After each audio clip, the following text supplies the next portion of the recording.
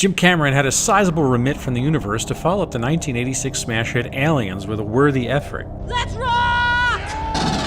And we know how 1989's The Abyss turned out. It was hardly received by the public, grossing a mere $90 million, the lowest Cameronian total of them all. It currently languishes without a Blu-ray release for the moment, its 4K transfer held up by the production of 35 fucking Avatar sequels. I've been fascinated by The Abyss ever since I watched the 1993 special edition, a much-needed repair which adds above-water plot context to what's going on under the ocean. But whichever form you see it, the flick is a suitable level up from Aliens and a prelude to Cameron's obsession with the ocean. But it wasn't until I picked through the credits the last time I watched it that I found the names Steve Williams and Mark DePay. That led me down a technical rabbit hole, and the eventual realization that this cult classic changed the course of modern filmmaking in 1989. Not bad for a movie which prominently features Chris Elliott. This, could get pretty ugly.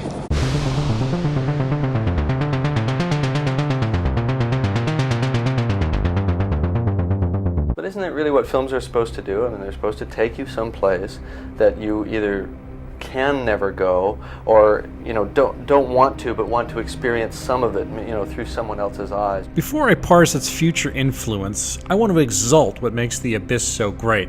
It has a massive sense of scale and a wonderfully realized setting, the Cayman Trench. Cameron wanted it large, and he went large. The biggest filmmaking tanks in the world were too small for his vision, so he and producer Gail Ann Hurd had to improvise with an unfinished nuclear reactor pool in Gaffney, South Carolina. They built 2 tanks to realize the actual size deep core platform and the miniature submersible sequences. Such a thing had never been attempted before. As a personal aside, I haven't seen a movie which makes visceral the feeling of scuba diving in cold water, having done it a few times myself. Watching Mary Elizabeth Mastrantonio hyperventilate as she experiences freezing water rise to ribcage level wakes up that sense memory if you have it buried in your flesh. This is really nuts. This is a good idea! The cast is a deep bench of character actors like Ed Harris and Mastrantonio, all of whom are working with Cameron for the first time. Save stock company player Michael Biehn. He had served as critical pieces of earlier Cameron efforts, Terminator and Aliens, and the director wrote a role which was designed to give the actor a shot at an Oscar. In fact, the studio pushed, but to no avail. In the end, The Abyss did win the Best Visual Effects Oscar for Dennis Muren's ILM team, as well as nods for art direction, cinematography, and sound.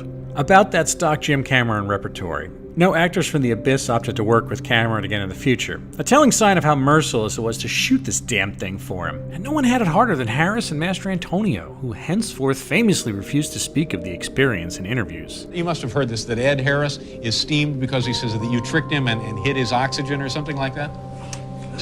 Just a little underwater joke, Harris nearly drowned at one point, and Mastrantonio was broken by having to repeat the resuscitation scene over and over. I may have lost a little perspective on that movie and pushed beyond what it should be. But I'll say this, that sequence is perhaps the most visceral and deeply human thing Cameron has ever shot. He directs the horror of watching someone drown and the agony of restarting a heart. Although the credit for that probably goes to Harris and Mastrantonio for acting better than special effects can render. Fight!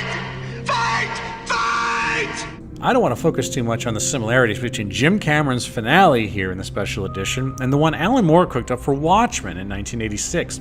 But suffice it to say, there is some overlap. Jellyfish butterfly aliens threaten the nations of Earth with seaborne havoc to save it from mutually assured destruction in the movie. And the comic features a hoax perpetrated by an evil genius to achieve the same effect. I'm going to assume that Cameron read the miniseries ...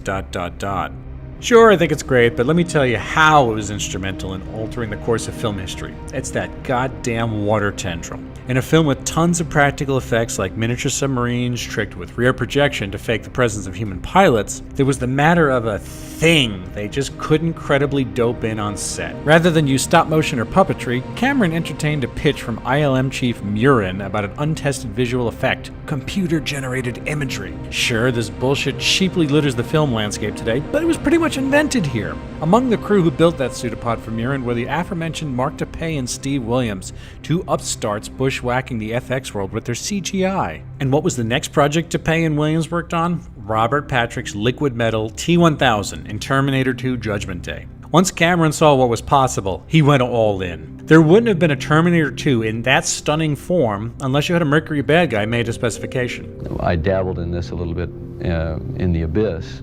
That kind of encouraged me to take it a step further.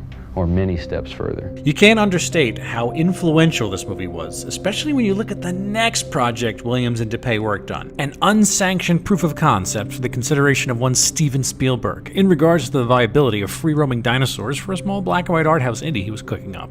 And we were the guys that had new answers and new ideas, so it was, we got a seat at the table kind of. Mark DePay, as a side note, was also the man responsible for 1997's Spawn, the superhero movie about Ace Lefty Warren Spawn. We just skipped headlong to the future of filmmaking in 3 critical years. Before this apocalypse, the extent of computer-generated imagery was practically only Tron, the Genesis sequence of Wrath of Khan, and The Last Starfighter.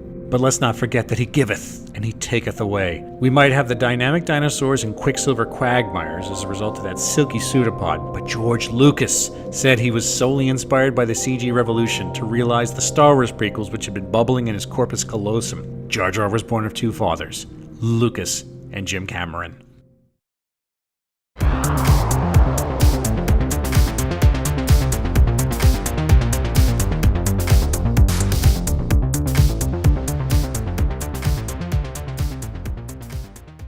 The finest in men's neckwear since 1982.